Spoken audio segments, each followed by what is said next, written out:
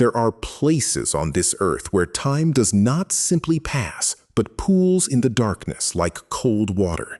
One such place lies beneath the rolling hills of southwestern France, sealed by a landslide nearly 20,000 years ago. In the autumn of 1940, a teenager's dog vanished down a foxhole, leading 4 boys into a silence that had waited since the last ice age. When the beam of their makeshift lamp touched the limestone walls, they did not find bones or treasure. They found a stampede of painted bulls, galloping horses, and stags that seemed to breathe in the flickering light. The Cave of Lascaux had opened its jaws, and humanity had stumbled into a cathedral built before the invention of the wheel. Today, the original cavern is locked away, too fragile for our breath and our wonder, hidden to preserve what the ancient artists left behind. Yet even now, as you study the perfect replicas, you feel the same shiver those boys felt, the unsettling sense that these images were never meant for human eyes. Why would hunter-gatherers descend into the absolute dark, crawling through narrow passages, to paint masterpieces no one would ever see? The usual theories speak of hunting magic, of shamanic visions flickering between the animal and the spirit world.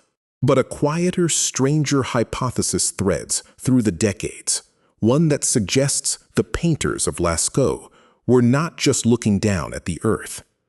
They were mapping the sky. Walk with me now into the Great Hall of the Bulls, where 4 massive aurochs dominate the vaulted ceiling. The largest bull stretches over 17 feet, its horns curving like a crescent moon, its hide dappled with spots of red and black. For decades, scholars cataloged these forms as pure naturalism, a Stone Age bestiary born from keen observation. But then, certain researchers began to count the spots to connect the dots, and the cave began to whisper a different kind of logic. High on the wall, above a fleeing horse, a cluster of 6 spots hangs in a pattern that seems oddly deliberate, almost astronomical. We have long known that the Pleiades star cluster appears to the naked eye as a tight gathering of 6 or 7 blue-white stars. In Greek myth, they were 7 sisters fleeing a hunter. But long before Greece, Ice Age eyes watched the same constellation climb the winter sky. An independent French researcher, Chantal Jégues-Wolkiewiez, spent years measuring the subterranean geography against celestial coordinates. She made a startling proposition. The entire cave complex of Lascaux might be a planetarium constructed from rock and pigment. Her analysis suggested that the dots above the bull's shoulder mirror the Pleiades, positioned as they would have appeared above the horizon 17,000 years ago. No written star chart survives from the Paleolithic, but the cave walls may be the oldest celestial map in existence. Of course, conventional archaeologists greet such claims with guarded skepticism, insisting the dots are abstract symbols or marks of a ritual counting system. Yet the deeper you move into the cave, the harder it becomes to dismiss the sky from the artist's mind. The passage narrows into the axial gallery, a low-ceilinged corridor where a beautiful Chinese horse appears to gallop across a sky of ochre. Above the horse, a great black cow floats in a pose that some have read as a constellation narrative, a myth written in flesh and stars. We cannot ask the painter what they meant, but a shaman deep in trance might have described exactly this: the floor falling away, the ceiling becoming an open firmament. To the Paleolithic mind, the great beasts of the hunt and the great lights of the night were not separate kingdoms. They were threads of a single breathing world where the bison ruled the plains and the bear walked among the stars. No chamber in Lascaux tightens the throat like the deep shaft at the cave's farthest reach. Here the air grows thin and the walls close in, and you find the most haunting image ever pulled from the darkness. A man with a bird's head, his body stiff as a falling rod, lies before a wounded bison whose entrails spill from its belly. Beside them, a bird perches on a stick, and below, a woolly rhinoceros walks away, indifferent to the scene. For 60 years, experts called it a hunting accident, a shamanic soul flight, a narrative of life and violent death. But then, a German researcher named Michael Rappengleck looked upward, not at the cave wall, but at the summer sky of the Magdalenian era. He mapped the eyes of the dying man, the bird on the stick, and the bison's horn against the brightest stars of the summer triangle. The birdman's gaze aligns with Deneb, the bird on the pole with Vega, and the bison's eye with Altair. If his calculations are correct, this is not a hunting mishap, but a celestial mythos, frozen in calcium and manganese black. It is a snapshot of the sky from 17 millennia ago, the constellation of the dead man floating in the cave's deepest womb. What could it mean? Perhaps the shaft was a place of extreme initiation, where a shaman died to the surface world and was reborn among the stars. Here, the rationalist's world begins to fracture, because the archaeological record offers no definitive border between a hunting tally and a star map. Some argue the painters were simply recording seasonal food sources, that the dots indicate the number of animals taken in a successful raid. Others lean into structuralism, seeing a binary code of male and female symbols, a deep grammar of the unconscious etched in mineral. But the astronomical reading persists because it answers one question the other theories cannot. Why would they paint in such inaccessible, lightless cavities? If you are constructing a planetarium, you need the profound dark to let the imagined stars shine. The torch is extinguished, the animal fat lamp gutters, and in that total black, the spots on the bull become the only lights in the universe. Standing there, you are no longer in a cave. You are floating in the cosmos, eye to eye with the celestial bull of the winter sky. Critics warn that pattern-seeking is a very human affliction, that we are creatures who see bears in clouds and dancing gods in scattered tea leaves. Given enough dots on a complex ceiling, a determined astronomer can find any constellation the human eye has ever named. Yet, the Lascaux paintings do not feel chaotic. They feel composed with a terrifying precision, a unity of purpose that centuries of study have not fully decoded. The great black stag of the Alps holds his antlers like a branched lightning, and each tine seems to mark a seasonal shift or a lunar station. What if the cave was an ancient memory palace, where the lunar calendar, the migration patterns, and the genealogy of the spirits were all encoded as vivid beasts? We tell ourselves that science will eventually decode all things. But the more we measure these walls, the louder the silence of their original meaning grows. Carbon dating places the art around 17,000 before present, a span so vast that the pyramids of Egypt are a modern construction by comparison. Ice sheets covered much of Europe. The sea level was 400 feet lower, and a naked eye observer could see the Milky Way with a brilliance we have lost to electric light. The sky those painters knew was a raging river of diamond dust, so immediate and overwhelming that it had to be given form to be understood. Every winter, the constellation Taurus would charge across the eastern horizon just as the bison herds gathered in the valleys below. Is it so strange to think they painted the great bull on the vault to honor or influence that celestial mirror of earthly survival?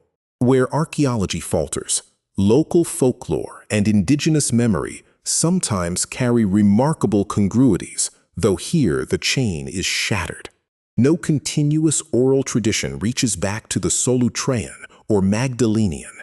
The ice melted, the forests rose, and the artists faded into the genetic stream.